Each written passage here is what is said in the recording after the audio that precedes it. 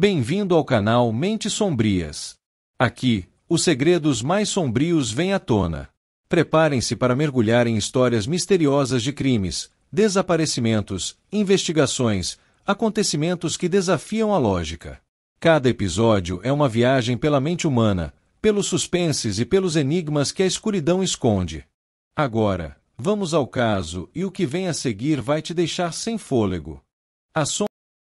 A sombra elétrica sobre São Paulo, 15 de janeiro de 2000, 23h47. A metrópole fervilhava sob o céu carregado de nuvens negras que prenunciavam mais uma tempestade de verão. As ruas do centro histórico reluziam com os reflexos alaranjados dos postes de iluminação pública, enquanto vendedores ambulantes recolhiam suas mercadorias às pressas. O ar estava denso, carregado de umidade e do cheiro característico de asfalto molhado misturado ao odor de fritura que emanava dos botecos ainda abertos. Ninguém imaginava que aquela noite marcaria o início de algo que abalaria os alicerces da maior cidade da América do Sul. 16 de janeiro de 2000, 2h13, bairro da Liberdade. A chuva caía torrencialmente quando as luzes da região central de São Paulo piscaram 3 vezes antes de se apagarem completamente. O blackout durou exatos 17 minutos. Tempo suficiente para que o caos se instalasse e para que algo terrível acontecesse nas sombras úmidas da madrugada paulistana. Às 6h35, seu Matsuda, proprietário de uma tradicional loja de artigos orientais na rua Galvão Bueno, abria as portas do estabelecimento quando tropeçou em algo macio próximo à entrada do viaduto da Liberdade. Inicialmente pensou ser um mendigo dormindo, mas ao se aproximar, o comerciante de 67 anos, cabelos completamente brancos e óculos de lentes grossas, recuou horrorizado. Corpo número 1, viaduto da Liberdade. A vítima era um homem de aproximadamente 35 anos, pele clara, cabelos castanhos curtos, vestindo terno cinza encharcado pela chuva. Estava posicionado de forma bizarra, sentado contra uma das colunas de sustentação do viaduto, com as costas apoiadas no concreto úmido, braços cruzados sobre o peito como se estivesse abraçando a si mesmo. O detalhe que chamou a atenção foi a marca deixada pelo assassino. Na palma de cada mão da vítima havia sido gravado, com instrumento cortante, o símbolo de um raio, um Z estilizado com pontas afiadas. O sangue já havia coagulado, formando crostas escuras nas incisões profundas. Ao redor do corpo, o cheiro acre de urina misturado ao odor metálico do sangue impregnava o ar. Poças de água da chuva cercavam o cadáver, e pedaços de papel jornal encharcado grudavam no chão de concreto. A uma distância de 3 metros, os peritos encontrariam mais tarde uma pegada parcial de bota, tamanho 42, com solado de borracha apresentando um padrão específico de desgaste no calcanhar esquerdo. Na gola do paletó da vítima, preso aos fios do tecido, um pequeno fragmento de tecido azul marinho estava enroscado, aparentemente arrancado durante luta corporal. Delegacia de Homicídios, 16 de janeiro, 9h20. Detetive Joaquim Jossa Ferreira Santos, 52 anos. Joaquim observava as fotografias da cena do crime com seus olhos castanho escuros fundos, marcados por 42 anos de vida dura e 27 anos de polícia. Alto, com 1,83 metros, ombros largos que começavam a curvar sob o peso dos anos, pele negra com alguns fios grisalhos surgindo nas têmporas de seu cabelo crespo bem aparado. Uma cicatriz fina cortava sua sobrancelha esquerda, lembrança de um caso mal resolvido em 1989. Jossa tinha mãos grandes e calejadas, dedos grossos que seguravam um copo de café com leite com 3 colheres de açúcar, seu vício matinal junto com um pão francês com manteiga. Estava há 19 anos na divisão de homicídios, tendo participado de 247 casos, 189 solucionados. Seus casos mais emblemáticos incluíam o estripador da Zona Leste em 1994 e os assassinatos do Pacaembu em 1997. Seu problema com o uísque escocês começara após o divórcio, há 6 anos. Todas as noites, ao chegar em seu apartamento de 2 quartos no Tatuapé, Jossa destampava uma garrafa de Johnnie Walker Red Label e bebia 3 doses antes de dormir. Nunca mais, nunca menos. Era seu ritual, sua forma de controle. Jamais bebeu em serviço, jamais permitiu que afetasse seu trabalho. Era seu segredo bem guardado, compartilhado apenas com a solidão de seu lar. Tinha mania de estalar os dedos quando pensava, e sempre carregava no bolso interno do paletó marrom desbotado um rosário que pertencera à sua avó, embora não fosse particularmente religioso. Detetive Laura Mendonça Silva, 38 anos. Laura entrou na sala de reuniões às 9h45, pontual como sempre. Com 1,68 metros, corpo atlético de quem praticava corrida 4 vezes por semana no Parque Ibirapuera, ela tinha pele morena clara, cabelos pretos lisos cortados na altura dos ombros presos em um rabo de cavalo funcional, e olhos verdes penetrantes que não perdiam nenhum detalhe. 15 anos de Polícia Civil, 12 na área de investigação. Graduada em Psicologia Criminal pela USP antes de ingressar na Academia de Polícia. Havia participado de 156 casos, com taxa de solução de 78%. Seu caso mais emblemático foi o sequestro e assassinato da empresária Carla Monteiro em 1998, onde sua análise psicológica do criminoso foi crucial para a captura. Laura tinha 38 anos, mas aparentava menos devido aos cuidados com a saúde. Era divorciada, sem filhos, dedicava-se inteiramente ao trabalho. Sua alimentação era regrada, saladas, grelhados, evitava frituras e açúcar refinado. Seu único prazer gastronômico era o chocolate amargo 70% cacau que guardava na gaveta da mesa. Suas manias incluíam organizar os documentos em ordem cronológica obsessiva e usar sempre canetas de tinta azul marinho, nunca preta. Quando nervosa, torcia uma mecha de cabelo no dedo indicador. Detetive Kenji Yamamoto, 31 anos, o mais jovem da equipe, entrou na sala às 10h02, trazendo consigo o cheiro de chuva em seu casaco de couro preto. Kenji tinha 1,75 metros, corpo esguio, cabelos pretos espetados com gel, olhos amendoados típicos de sua ascendência japonesa. Descendente de imigrantes que chegaram a São Paulo nos anos 1950, Kenji nascerá e crescerá no bairro da Liberdade. 8 anos de polícia, 6 na investigação criminal. Formado em criminalística pela Universidade Mackenzie, Kenji era especialista em evidências forenses e tinha uma mente analítica afiada. Participará de 87 casos, com destaque para o caso dos assaltos sincronizados em 1999, onde sua análise de padrões comportamentais levou à captura de uma quadrilha de 10 membros. Aos 31 anos, Kenji era solteiro, morava sozinho em um apartamento pequeno na Vila Mariana. Fanático por tecnologia e computadores, tinha em casa um PC Pentium III que usava para criar bancos de dados de casos. Adorava lamen da madrugada, especialmente do restaurante Asca, onde costumava jantar 3 vezes por semana. Sua principal mania era tamborilhar os dedos em qualquer superfície quando estava concentrado, criando ritmos complexos que irritavam alguns colegas. Também tinha o hábito de fazer anotações em japonês em seu caderno quando não queria que outros lessem suas observações preliminares.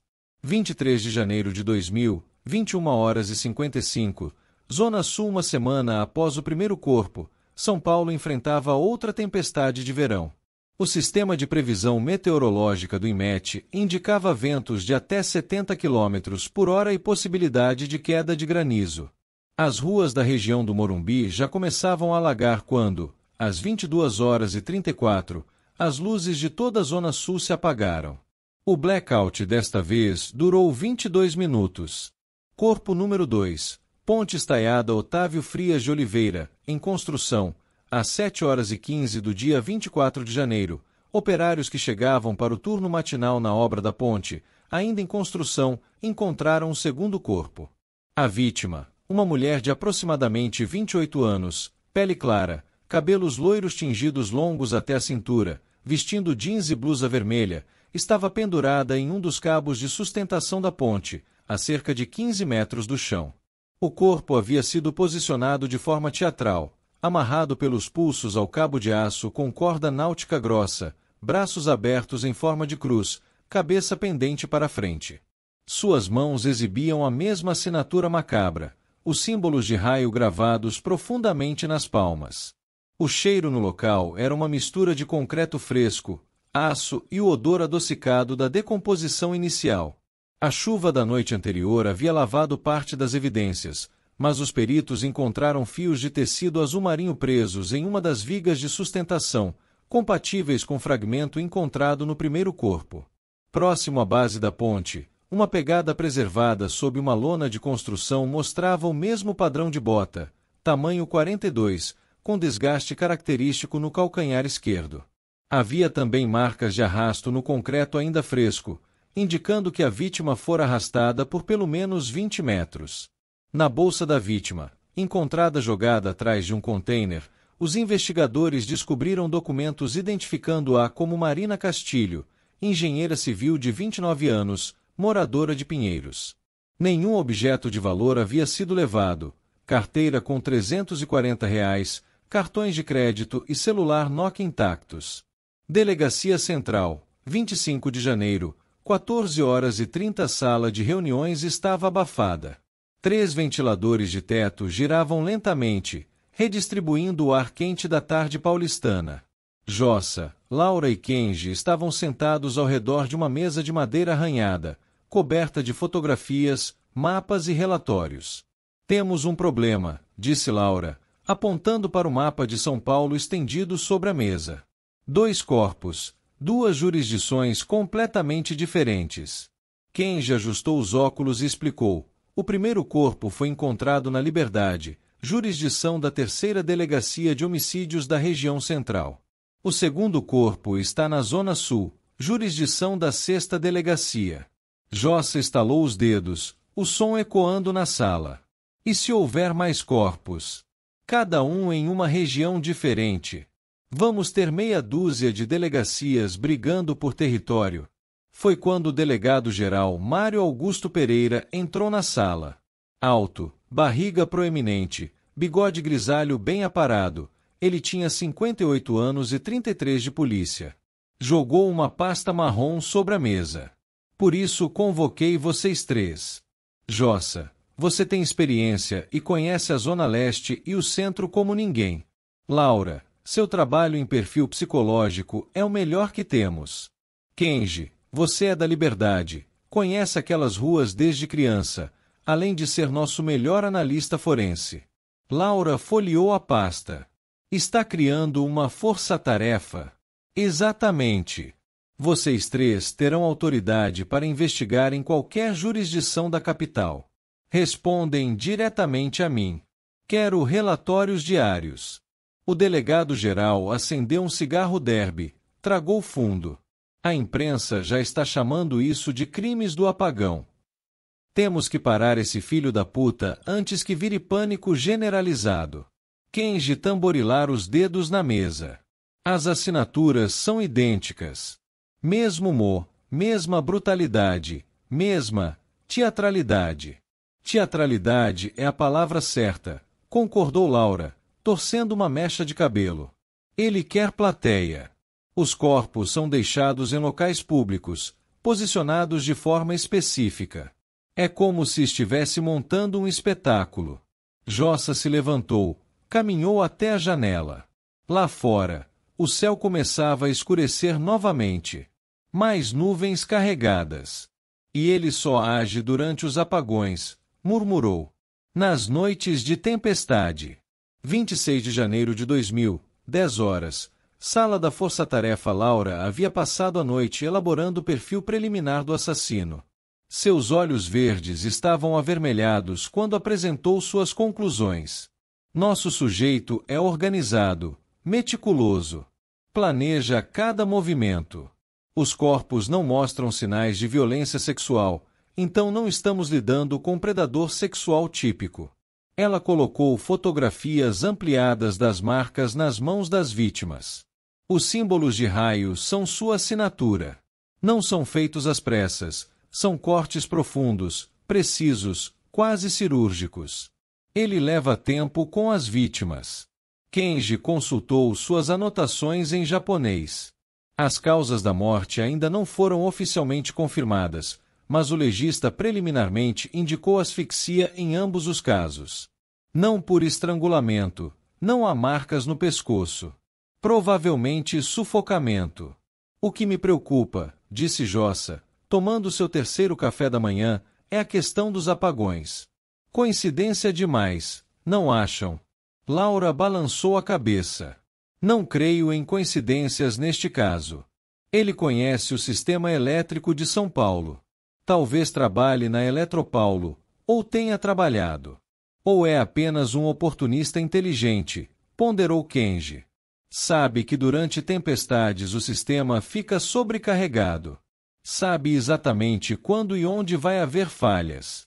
Jossa estalou os dedos novamente. Precisamos falar com a Eletropaulo. Obter dados sobre as falhas. Horários exatos, regiões afetadas. Foi quando o telefone tocou. O delegado-geral Pereira estava na linha. Voz tensa. Acabaram de encontrar outro corpo. Corpo número 3. Parque da Aclimação, Zona Central, 26 de janeiro de 2000, 8h20. A tempestade da noite anterior havia sido particularmente violenta. Raios cortaram o céu da capital das 23h40 até 2h15. O apagão desta vez durou impressionantes 35 minutos, afetando toda a zona central e partes da zona oeste. O corpo foi descoberto por um grupo de idosos que praticava Tai Chi Chuan matinal no Parque da Aclimação. O Sr. Shen Liu, 72 anos, camisa branca de algodão, calça preta larga, quase teve um infarto ao deparar-se com a cena. A vítima, um homem de aproximadamente 45 anos, calvo, barba grisalha por fazer, roupa social amarrotada, estava amarrado ao tronco de um dos imensos eucaliptos centenários do parque. Cordas grossas o prendiam pelos pulsos, cintura e tornozelos, mantendo em posição vertical mesmo após a morte. As marcas dos raios nas palmas das mãos eram ainda mais profundas desta vez, quase atravessando a carne. Mas havia algo novo, gravado no peito da vítima, sobre a camisa branca ensanguentada. O assassino havia cortado uma data, 15 de agosto de 1988. O cheiro era nauseante, sangue coagulado, urina, fezes. A morte havia sido lenta. Ao redor do corpo, o gramado estava pisoteado em um raio de 5 metros. Galhos quebrados, folhas arrancadas.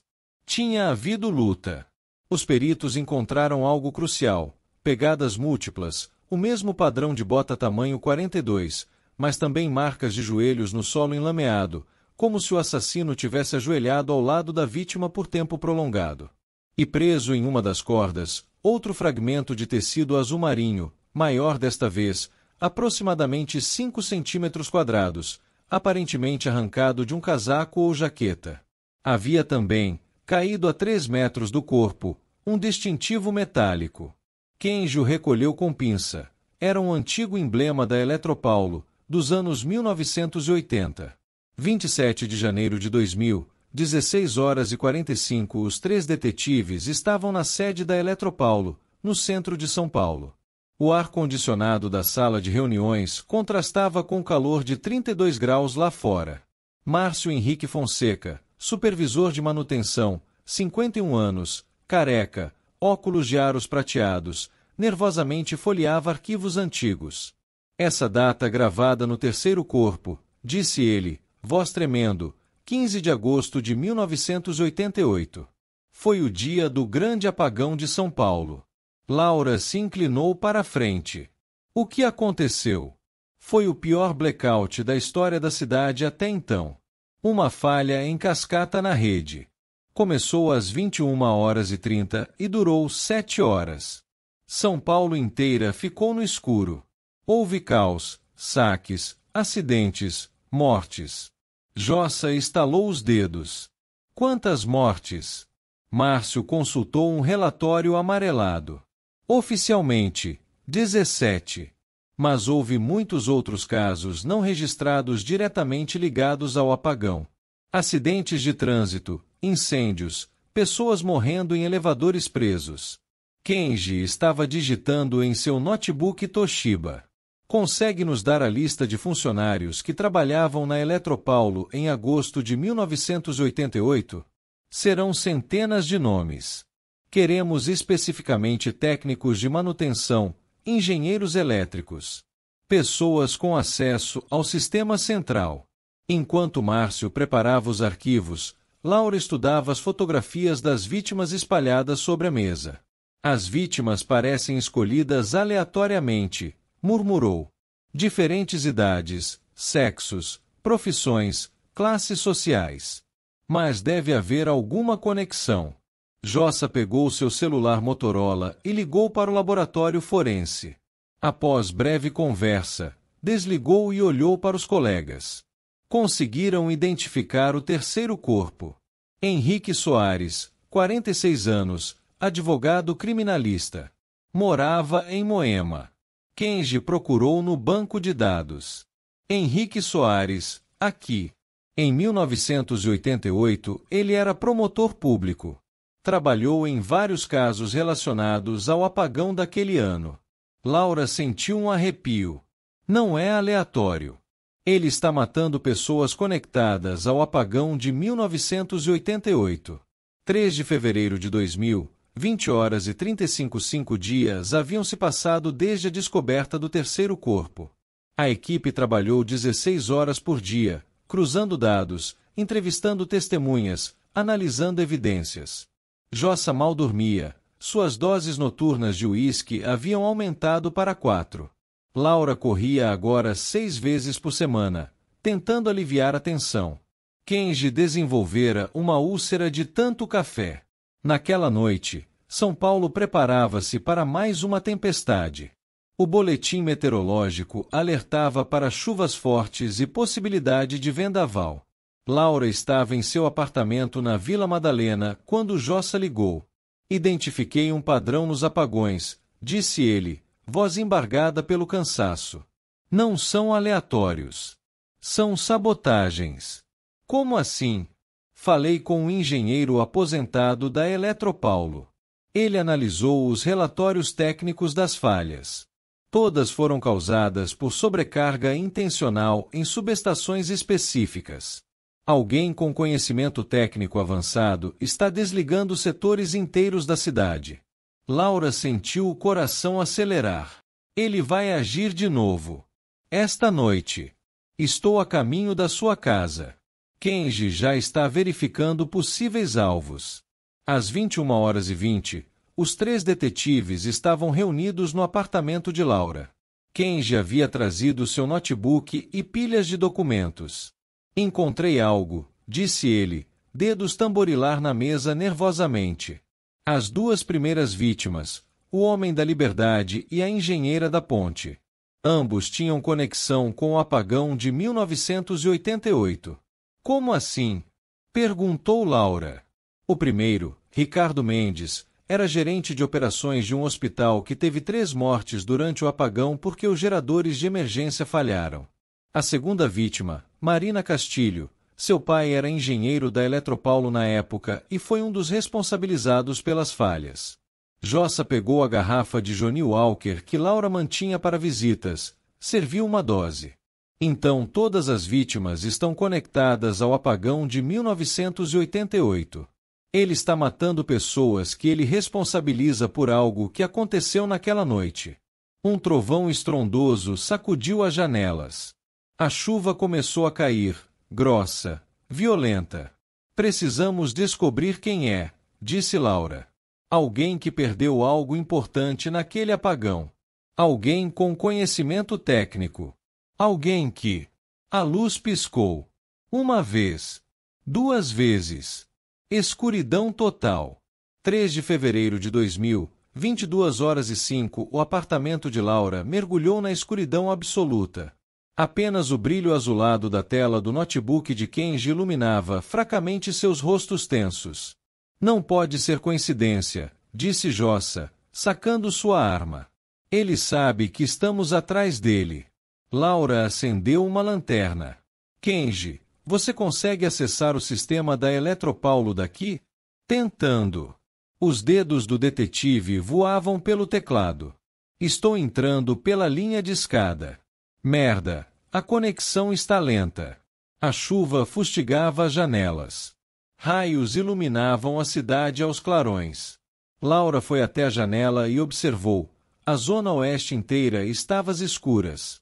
Ele está lá fora agora, murmurou. Com a quarta vítima. Kenji gritou do computador. Consegui. Estou no sistema. A sobrecarga foi causada na subestação de Pinheiros. Desligou toda a zona oeste. Pinheiros, repetiu Jossa. Perto daqui. Laura, você tem mapa da região? Ela já estava espalhando o mapa sobre a mesa. Se ele está seguindo um padrão, o corpo será deixado em local público, visível, teatral. Lugares icônicos, disse Kenji. Liberdade, marco da comunidade japonesa. Ponte estaiada, símbolo da São Paulo moderna. Parque da Aclimação, patrimônio histórico. Laura correu o dedo pelo mapa. Em Pinheiros, o Largo da Batata. É central, movimentado, simbólico da região. Jossa já estava no telefone, chamando reforços. Vamos. Agora. 3 de fevereiro de 2000, 22h47. Largo da Batata. O Largo da Batata estava deserto sob a tempestade. A água corria pelas sarjetas, formando pequenos rios que se perdiam nos bueiros entupidos. Algumas lanternas de comerciantes assustados iluminavam fragmentos da praça. Jossa, Laura e Kenji desceram do carro na esquina da rua Teodoro Sampaio. 6 policiais uniformizados os acompanhavam. Todos com lanternas, armas em punho. Espalhem-se, ordenou Jossa. Procurem qualquer movimento suspeito. Laura apertou sua Taurus .38, verificou o tambor. Tinha o coração disparado, mas as mãos firmes. Anos de treinamento assumindo o controle.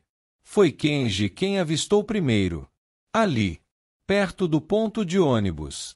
Correram através da chuva. A cena era grotescamente familiar. Um corpo amarrado ao poste de iluminação pública, agora apagado, braços abertos, cabeça pendente. Nas mãos, as marcas inconfundíveis dos raios. Mas desta vez o assassino estava lá. Uma figura encapuzada, jaqueta azul marinho encharcada, ajoelhada ao lado do corpo. No clarão de um raio, puderam ver um homem de aproximadamente 40 anos, magro, rosto angular, olhos fundos enlouquecidos. Polícia! Não se mova! O homem se levantou lentamente. Tinha nas mãos ensanguentadas um bisturi cirúrgico. Começou a rir, um som agudo, demente, que cortou a noite como um grito. Tarde demais, disse ele. Já terminei minha obra. 4 raios para 4 pecadores. Justiça para 1988. Jogue a arma, ordenou Jossa, avançando com a pistola apontada. O homem deu um passo para trás. Vocês não entendem. Minha irmã morreu naquele apagão. Ela estava em cirurgia no Hospital São Camilo quando as luzes apagaram. Os geradores falharam. Ela tinha 17 anos. 17. Laura tentou uma abordagem mais calma. Entendemos sua dor. Mas isso não é justiça. É assassinato. Justiça! Gritou ele. Ricardo Mendes era o gerente que economizou na manutenção dos geradores. Marina Castilho, filha do engenheiro incompetente que causou o apagão. Henrique Soares, o promotor que arquivou as investigações. E este aqui. Ele apontou para o corpo no poste. Jornalista que escreveu que foi apenas um acidente. Que ninguém teve culpa. Todos culpados. Todos pagaram. Kenji tinha contornado pela lateral. Estava a 5 metros do suspeito. Mas o homem percebeu o movimento. Fiquem onde estão. Ele pressionou o bisturi contra o próprio pescoço. Prefiro morrer aqui do que apodrecer numa prisão. Foi quando aconteceu algo inesperado. Um raio atingiu um poste próximo. A explosão foi ensurdecedora. Faíscas choveram sobre a praça. No momento de confusão, Kenji saltou. O confronto foi breve mas brutal. O suspeito tentou usar o bisturi, mas Kenji desviou, Aplicou uma chave de braço que aprenderá em judô. Jossa e Laura correram para ajudar. Em segundos, o homem estava no chão, algemado, ainda gritando sobre injustiça e vingança. A luz voltou. O apagão terminara. Corpo número 4. Identificação da última vítima. A quarta vítima era Paulo Henrique Tavares, 52 anos, jornalista investigativo aposentado. Cabelos grisalhos, óculos de grau. Tinha escrito em 1989 uma série de reportagens sobre o apagão de 1988, concluindo que havia sido um acidente inevitável, não negligência. O corpo estava no mesmo estado das vítimas anteriores, símbolos de raio nas palmas das mãos, posicionamento teatral, causa da morte por asfixia, sufocamento com saco plástico, descobriu-se depois. Interrogatório, 4 de fevereiro de 2000, 3h15 na sala de interrogatório da Delegacia Central, sob luz fria de fluorescente, o assassino finalmente revelou sua identidade completa. Meu nome é André Gustavo Ferreira. Tenho 41 anos. Trabalhei na Eletropaulo de 1985 a 1992 como técnico eletricista. Ele tinha aparência desgastada, cabelos castanhos desgrenhados começando a ralear, olhos castanhos avermelhados com olheiras profundas, rosto magro com barba de 3 dias.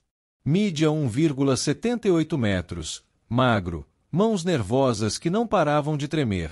Vestia ainda jaqueta azul marinho rasgada que deixará fragmentos em todas as cenas do crime. Laura se sentou à sua frente, caderno aberto, caneta azul marinho em punho. Jossa encostou-se na parede, braços cruzados. Kenji operava o gravador. Conte-nos sobre sua irmã, disse Laura, voz calma, terapêutica. André fechou os olhos. Quando falou, sua voz estava carregada de dor reprimida por 12 anos. Fernanda. Ela se chamava Fernanda Cristina Ferreira. Era 2 anos mais nova que eu. Tinha olhos castanhos claros, cabelo castanho longo até a cintura, sempre amarrado em tranças. Sorriso que iluminava qualquer ambiente. Ele respirou fundo, mãos tremendo mais intensamente. 15 de agosto de 1988. Fernanda estava internada no Hospital São Camilo havia 3 semanas. Leucemia. Estávamos esperando um doador de medula compatível. Naquela noite, ela entrou em crise. Precisaram operar às pressas. Uma cirurgia cardíaca de emergência porque o coração estava falhando. Lágrimas começaram a escorrer por seu rosto. Eu estava na sala de espera com minha mãe. Papai tinha morrido 2 anos antes. Éramos só nós 3. Quando as luzes apagaram, no início achamos que voltariam em segundos. Os geradores deveriam ter ligado automaticamente. Mas não ligaram, disse Laura suavemente. Não. Demoraram 7 minutos. 7 minutos. Fernanda estava na mesa de cirurgia, peito aberto, coração exposto. 7 minutos sem equipamentos, sem iluminação adequada, sem os monitores. Quando os geradores finalmente funcionaram, era tarde. Ele bateu os punhos na mesa. Ela morreu às 22h47. Tinha 17 anos. Ia fazer 18 em novembro. Queria estudar medicina. Queria salvar pessoas. Jossa estalou os dedos, aproximou-se. E você culpou 4 pessoas específicas pela morte dela. André assentiu. Passei 12 anos investigando. 12 anos coletando informações. Ricardo Mendes era o gerente administrativo do hospital. Ele cortou custos na manutenção dos geradores para aumentar os lucros. Documentos internos provam isso. Consegui cópias de um funcionário demitido. Marina Castilho, continuou, era filha de Oswaldo Castilho, o engenheiro-chefe responsável pela rede elétrica do setor onde estava o hospital. Ele sabia que havia sobrecarga, sabia que o sistema estava vulnerável. Não fez nada. Marina herdou a fortuna dele quando morreu em 1995. Sangue de minha irmã construiu a vida dela. Kenji fez uma anotação. E o advogado? Henrique Soares. Promotor em 1988. Recebeu propina da Eletropaulo para arquivar as investigações sobre negligência. Encontrei registros bancários. Depósitos suspeitos. Ele encerrou o caso como fatalidade imprevisível. Minha mãe processou o hospital e a Eletropaulo. Perdemos tudo. Ela morreu de desgosto em 1992. E o jornalista? Perguntou Laura. Paulo Tavares. Escreveu que foi tudo acidente. Que ninguém podia prever. Que não havia culpados. Suas reportagens influenciaram a opinião pública. Por causa dele, ninguém foi punido. Ninguém. 4 de fevereiro de 2000, 5h30 Laura saiu da sala de interrogatório precisando de ar. O sol começava a nascer sobre São Paulo, tingindo o céu de tons alaranjados e rosados. A tempestade havia passado, deixando as ruas limpas e o ar mais fresco. Kenji a encontrou na escadaria da delegacia, fumando um cigarro, algo que ela só fazia em casos extremos de estresse. Não fumo há 5 anos, disse ela. Hoje precisei. Entendo. Kenji se sentou ao lado dela. É difícil não sentir. Não sei. Compaixão?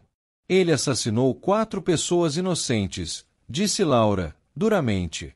Paulo Tavares era apenas um jornalista fazendo seu trabalho. Marina Castilho pagou pelos pecados do pai. Não eram culpados. Mas Ricardo Mendes. Ele realmente cortou custos que custaram vidas. E Henrique Soares aceitou propina para arquivar investigações. Laura jogou o cigarro no chão, apagou com o sapato. E isso justifica tortura e assassinato. André Ferreira não é um herói. É um serial killer que racionalizou sua loucura como justiça. Jossa chegou, 2 xícaras de café nas mãos. Ofereceu uma para Laura. Delegado-geral quer conferência de imprensa às 10 horas, disse ele. Vamos ter que explicar tudo. A imprensa vai ter um dia de campo com isso, murmurou Kenji. Assassino motivado por tragédia pessoal, possível corrupção no passado, vítimas conectadas a escândalo antigo. Laura bebeu o café, sentindo o líquido quente queimar sua garganta. Fizemos nosso trabalho. Capturamos um assassino. O resto é com os tribunais. Mas ela sabia que não era tão simples. Raramente era. Sala da Força Tarefa, 4 de fevereiro, 8 horas antes da conferência de imprensa, os 3 detetives se reuniram para organizar todas as evidências que seriam apresentadas ao Ministério Público. Kenji montou um quadro cronológico completo.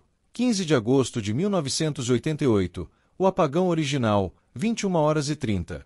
Falha em cascata na rede elétrica de São Paulo, 22h40. Fernanda Cristina Ferreira, 17 anos, morre durante cirurgia no Hospital São Camilo, 4h30, 16h08 energia totalmente restaurada, total de mortes registradas, 17, oficialmente, de 1989 a 1999, o período de incubação, André Ferreira inicia investigação obsessiva, 1992, mãe de André morre, ele perde o emprego na Eletropaulo, 1995, Osvaldo Castilho morre, fortuna passa para a filha Marina, de 1997 a 1999, André planeja meticulosamente os assassinatos, dezembro 1999, adquire equipamentos, estuda sistema elétrico atualizado janeiro-fevereiro 2000, a série de assassinatos vítima 1, Ricardo Mendes, idade, 35 anos, profissão, ex-gerente do Hospital São Camilo, de 1985 a 1995, em 2000 trabalhava em consultoria hospitalar, descoberto, 16 de janeiro de 2000, 6h35, local, Viaduto da Liberdade, Zona Central, hora da morte, entre 2h13 e 2h30.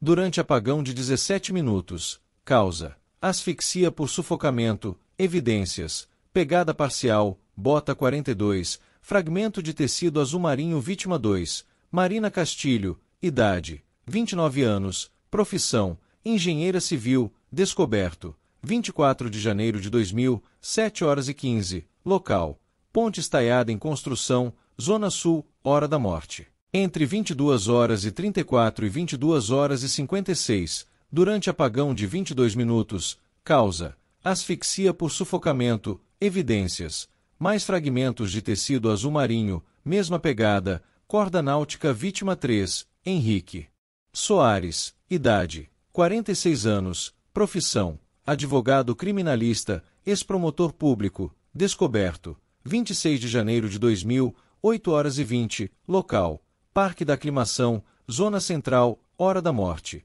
entre 23h e 41h15, durante apagão de 35 minutos, causa, asfixia por sufocamento, evidências. Distintivo antigo da Eletropaulo, data gravada no peito, 15 de agosto de 1988, maior fragmento de tecido, múltiplas pegadas vítima 4, Paulo Henrique Tavares, idade, 52 anos, profissão, jornalista aposentado, descoberto, 3 de fevereiro de 2000. 22h47, assassino capturado no local, Largo da Batata, Pinheiros, hora da morte, aproximadamente 22h30, causa, asfixia por sufocamento com saco plástico, evidências, assassino capturado com bisturi, jaqueta azul marinho rasgada. Todas as vítimas foram sufocadas, explicou Kenji. André usava saco plástico, mantinha a vítima consciente tempo suficiente para gravar os símbolos nas mãos. A morte levava entre 8 a 12 minutos. Era tortura deliberada. Laura acrescentou ao perfil psicológico. André Ferreira sofre de transtorno de estresse pós-traumático não tratado, combinado com transtorno obsessivo-compulsivo e características de psicopatia desenvolvida, não nascida. A morte da irmã o quebrou. Ele passou de vítima a predador em um processo de 12 anos. Jossa examinou as botas apreendidas na casa de André, uma residência modesta de 2 cômodos na Vila Prudente. As botas são da marca Caterpillar, modelo de 1987. Ele as usava quando trabalhava na Eletropaulo.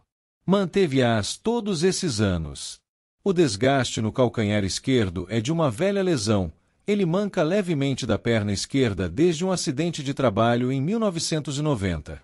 Na casa de André, encontraram 12 cadernos com anotações detalhadas sobre as vítimas, fotografias das 4 vítimas tiradas ao longo de meses, mapas de São Paulo com rotas marcadas, manuais técnicos da Eletropaulo dos anos 1980 e 1990, equipamentos para sabotagem elétrica, a jaqueta azul marinho, uniforme da Eletropaulo de 1985, bisturis cirúrgicos roubados de uma clínica veterinária, cordas, sacos plásticos, luvas cirúrgicas, altar improvisado com foto de Fernanda Ferreira. Ele transformou o apartamento em santuário para a irmã, disse Laura, e em quartel-general para sua guerra particular.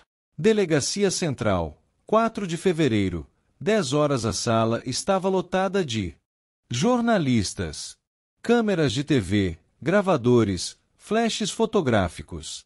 O delegado-geral Mário Augusto Pereira estava ao microfone, flanqueado por Jossa, Laura e Kenji.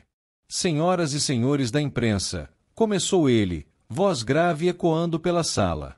Tenho o prazer de anunciar que a série de homicídios conhecida como Crimes do Apagão foi solucionada. O suspeito, André Gustavo Ferreira, 41 anos, foi capturado na madrugada de hoje durante a tentativa de cometer o 4º assassinato. Um burburinho percorreu a sala. As investigações revelaram que os crimes foram motivados por vingança relacionada ao apagão de 15 de agosto de 1988. A irmã do suspeito, Fernanda Cristina Ferreira, faleceu durante aquele evento.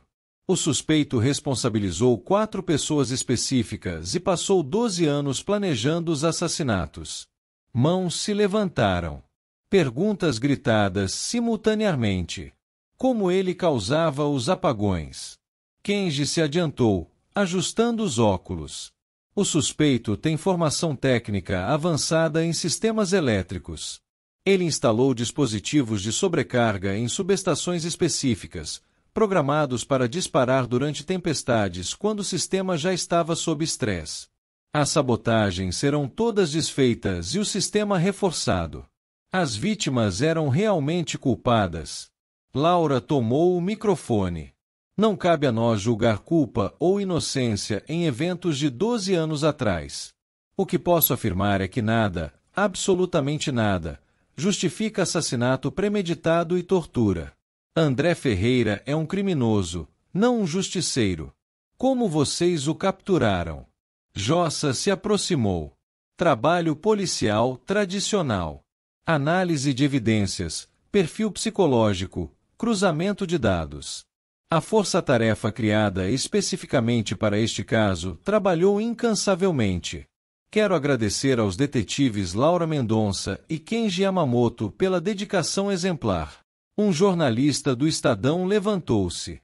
A conexão entre este caso e possíveis irregularidades no apagão de 1988?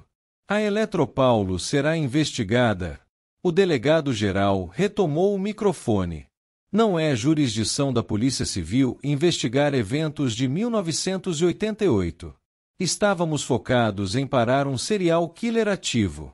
Se o Ministério Público desejar abrir investigação sobre o passado, é prerrogativa deles. A conferência durou mais 40 minutos. Quando terminou, os 3 detetives estavam exaustos. Tribunal de Justiça de São Paulo, 15 de março de 2000. O julgamento de André Gustavo Ferreira foi rápido.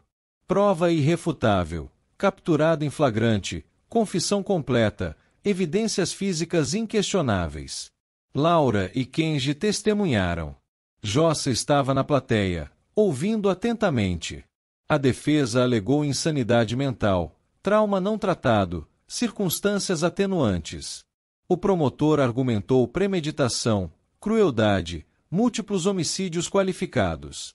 O júri deliberou por 7 horas. Veredicto: culpado em todos os 4 casos de homicídio qualificado. Sentença: 120 anos de prisão em regime fechado. Quando a sentença foi lida, André não reagiu. Permaneceu sentado, olhos vazios, como se já não estivesse realmente ali. Laura o observou sendo levado algemado para fora do tribunal. Sentiu algo complexo, não pena exatamente, mas algo próximo. Reconhecimento, talvez, de como a dor pode transformar pessoas em monstros. Maio de 2000. A vida em São Paulo continuou. As tempestades de verão deram lugar ao outono mais seco. O sistema elétrico foi modernizado. Novos protocolos de segurança implementados. Jossa Ferreira Santos Jossa reduziu suas doses noturnas de uísque para 2. Não era muito, mas era progresso. Começou terapia, algo que resistira por anos. A terapeuta, doutora Márcia, uma senhora de 55 anos, cabelos grisalhos, óculos de grau, o ajudava a processar décadas de trauma acumulado. Ele continuava na delegacia de homicídios. Aos 52 anos, sabia que tinha mais alguns anos antes da aposentadoria. Talvez, quando chegasse o momento, pudesse descansar sem pesadelos. Sua mania de estalar os dedos persistia. Provavelmente sempre persistiria. Laura Mendonça Silva Laura foi promovida a delegada de investigações especiais. Um reconhecimento merecido por sua atuação no caso. Ela aceitou com sua típica modéstia profissional. Começou a dar palestras em universidades sobre perfil psicológico criminal. Descobriu que gostava de ensinar, de compartilhar conhecimento com a nova geração de investigadores. Sua mania de torcer mechas de cabelo quando nervosa permaneceu. Sua preferência por canetas azul marinho também. Algumas coisas não mudam. Voltou a correr 4 vezes por semana, não 6. Encontrou equilíbrio. Kenji Yamamoto Kenji recebeu menção honrosa do secretário de Segurança Pública. Sua análise forense e cruzamento de dados foram fundamentais para resolver o caso. Aos 31 anos, era o investigador mais jovem a receber tal distinção. Ofereceram-lhe posição no Departamento Federal de Polícia.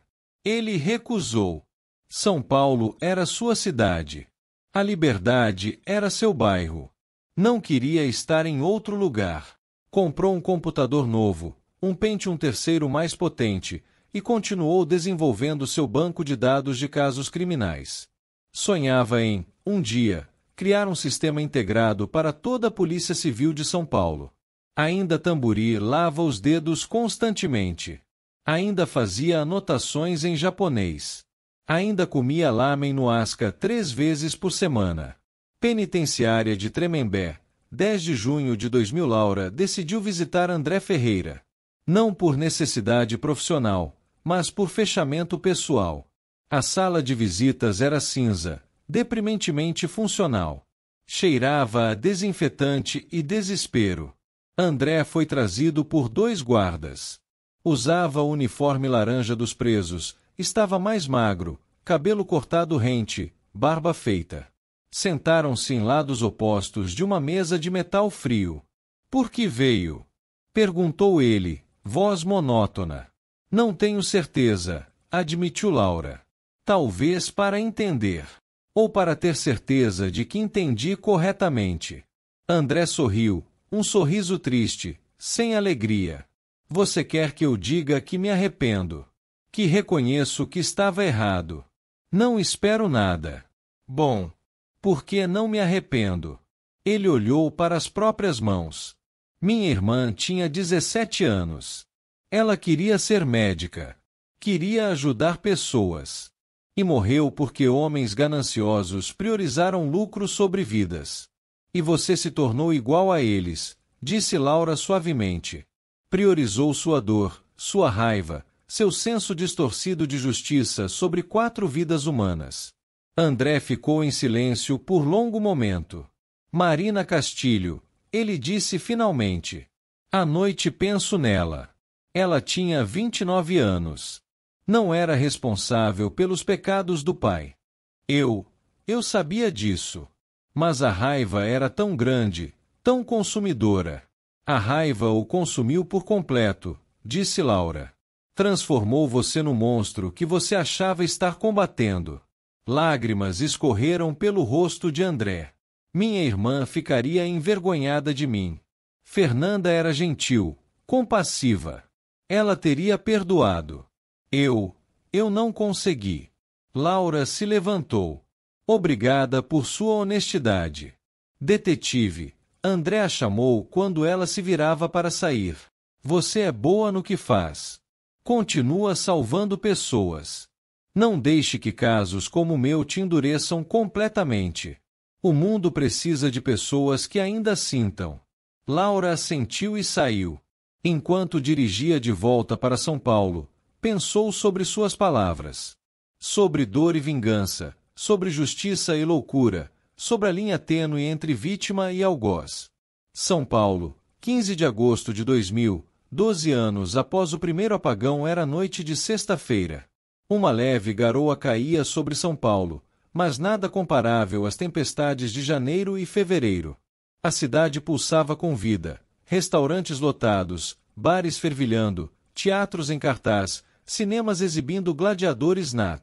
Jossa estava em seu apartamento no Tatuapé, assistindo ao jornal noturno enquanto bebia sua segunda dose de uísque. A reportagem falava sobre melhorias no sistema elétrico de São Paulo. Ele sorriu.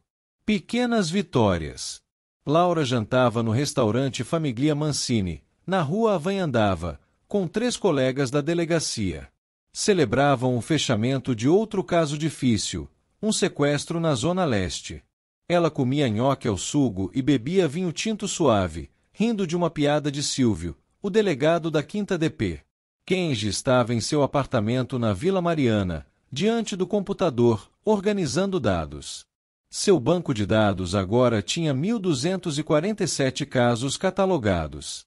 Na tela, ao lado das planilhas, estava aberta uma foto, os 3 detetives após a captura de André Ferreira. Jossa com seu sorriso cansado, Laura profissional e composta, ele próprio parecendo mais jovem do que se sentia. Às 21h30, exatamente o horário em que o apagão começara 12 anos antes, as luzes de São Paulo permaneceram acesas. Firmes, constantes, iluminando os 10 milhões de habitantes da metrópole. A cidade que nunca dorme continuava sua dança eterna entre luz e sombra, bem e mal, justiça e vingança. E em algum lugar, em uma cela de Tremembé, André Gustavo Ferreira olhava para o teto, pensando em sua irmã, perguntando-se se, onde quer que ela estivesse, poderia um dia perdoá-lo. A resposta, ele sabia, nunca viria. Algumas sombras não se dissipam com a luz. Algumas permanecem, eternas, gravadas não em palmas de mãos, mas em almas marcadas pela tragédia. São Paulo continuaria. Sempre continua. Essa foi mais uma história.